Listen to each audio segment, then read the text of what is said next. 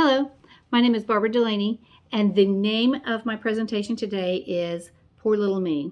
And I know that sounds a little self-patronizing, but really it isn't about me at all. It is about the fact that I am very distressed because the word me is almost being obliterated in vocabulary in our society.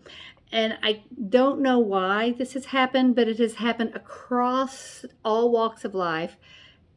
Very supposedly learned people use the word me. Actually, they use the word I incorrectly when it's supposed to be me. And so I'm going to talk about it just very briefly because the English language is very complex, but we have some very basic things to help us learn just the simplest things. And this really is one of them. It is not as complicated as people seem to think it is. The only thing I can figure is that when you're little and you say, me and Johnny are going to run up to the lake, your mother might correct you and say, Johnny and I. And we hear that enough times that we think I is always the correct thing to use, but it's not. So if you will allow me just a few moments to talk about sentence structure, I think I can help you not sound like an idiot, because when you use it incorrectly, even though you think you sound smarter, you really don't. So first of all, I got this from a book, and I actually purchased this book before this presentation. It's called, I love the name of this book, Grammar. It's More Fun Than Watching Paint Dry, and it's by a guy named Cleve Bourbon. I love that. I love his name too. I just love that name. So anyway, in his book, he talks very much about all grammar situations, but we're going to talk today about the noun and the pronoun. And in his book, he describes that a noun is the name of a person, place, or thing. We have all learned that. We learned it in both. We should have learned it in our vocabulary lessons when we were kids in grade school, then again in junior high, and then again in high school and in college, because that's what it is. That's what it always has been, and that's what it always will be forever and ever. Amen. And that's what we're going to learn. And then the other thing that he talks about is what is a pronoun. And a pronoun takes the place of a noun. It keeps our sentences flowing smoothly, because if you had to just use nouns all the time, your sentences would get all gommed up with too many words. For instance, you wouldn't say, the girl loved the girl's hat. You would say, the girl loved her hat, because it just makes more sense. It's more concise. It's not just too much words all gummed up in there. So pronouns take the place of nouns. And what we're really talking about today are pronouns. So we're just going to take nouns, we're just going to throw them away. We're not going to just throw them away. Don't want to have anything to do with the nouns, because what we're talking about is pronouns. The other thing we need to talk about very quickly, and I know this is going to sound complicated, but I swear to you it is not as complicated as it sounds. It's just big words and they're unfamiliar to you, but I'm going to explain them. The next thing we're going to talk about, and I got this from a website called Grammatical Cases in English by Thomas Moore Delvin, and it was from Babbel.com. It's about cases. So there is the nominative case and there is the accusative case. Now there's other cases, but those are the only two we're going to talk about, okay? Nominative and accusative. And nominative case are the pronouns that are in nominative case are the pronouns that are actually doing the action. They're the thing doing the action. And the accusative case is the thing that the action is being done unto. Okay? So really, when you're thinking about it, when you have a very basic sentence, you have the subject, nominative. You have the predicate, which is the verb. And then you have the object, which is accusative. Okay, so we're not going to talk about the predicate. There's a whole big lesson on predicate. We're not going to talk about that. We're just going to throw it over there. Just throw it over there with the nouns. We don't want it. We're done with it. We're going to talk about the subject, and we're going to talk about the object. If it is the subject, it has to be the nominative case. The nominative case for the pronouns are I, we, you, he, she, or it. That's they. Those are the nominative. Those are the things that you would use in the subject part of the sentence. And if it is in the object part of the sentence, you would use me, us, you, them. So sometimes the subject and the object pronoun would be the same. For example, you.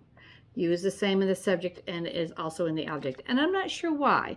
They didn't consult me when they created the English language to ask me, because I would have clearly stated, you got to come up with another way because that's too confusing to people.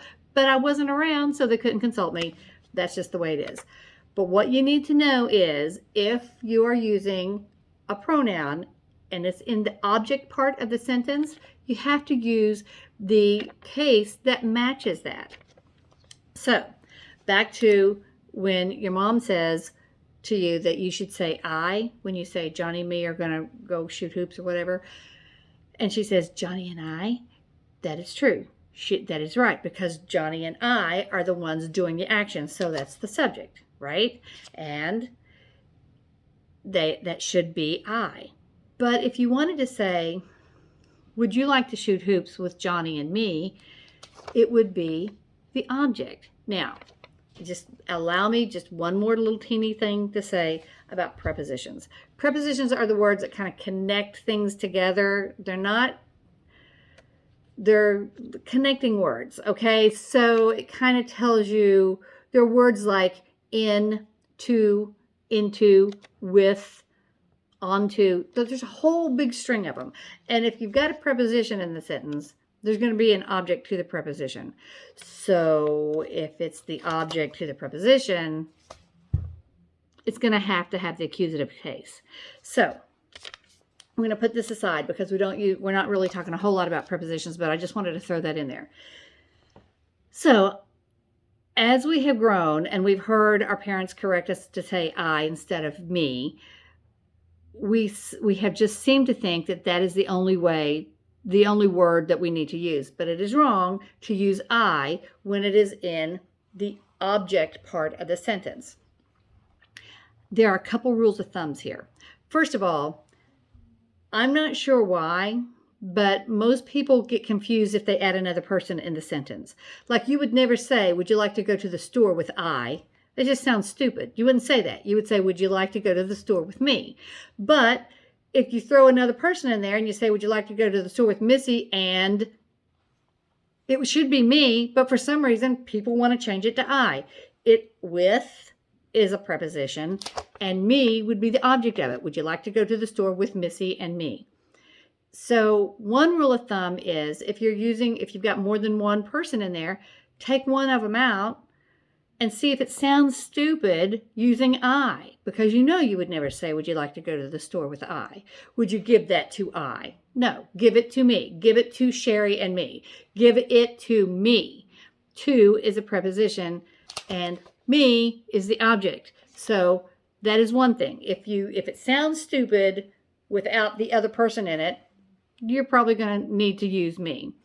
The other thing is typically, and not all the time, but typically, the subject is at the first part of the sentence and the object is at the last part of the sentence. So if you're starting the sentence out, you should say I.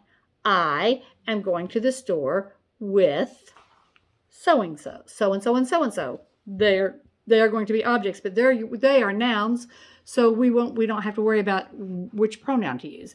Would you like to go to the store with me? Would you like to go to the store with David and me? Well, that's at the end of the sentence. Now, I'm not going to make you think that English is so simple that the subject is always at the front and the object is always at the back. But a lot of times it is.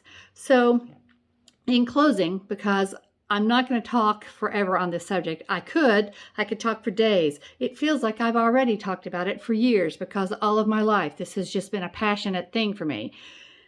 In closing, I am going to implore you to please think. Just take a couple seconds before the words come out of your mouth and think, is this at the beginning of the sentence or is this at the end of the sentence? Would this sound stupid if I didn't have an extra person in there with me? Is there a preposition right before the people that we're talking about? Those few things will help you sound as important as you want people to think you are. Because when you start using the word I all the time instead of me, when it's supposed to be me, you don't really sound so smart. You kind of sound like an I, D, I, O-T. And nobody wants to sound like that. So let's sometimes just take a little bit of time, think about where it is in the sentence, if it is the person doing the action or if it is the person getting the action done unto them, and use the appropriate pronoun. And a final shout out I want to say. This presentation required some cited works, and so I looked up some cited works. But basically, what I'm telling you is common sense. And if I have to give credit where credit is due, I have to give credit to Sister Judith McCann, and Father Gregory Osberg. Both were my high school teachers at Holy Family High School in Ashland, Kentucky. Sister Judith taught me English. Father Osberg taught me Latin, and I learned more about English in my Latin class than I learned in any of my English classes until Sister Judith got me in my senior year. They were excellent teachers. I'm an old person. I still remember everything they taught me. Thank you to both of them, and thank you for helping me create a society where the word me is not obliterated. You have a great day.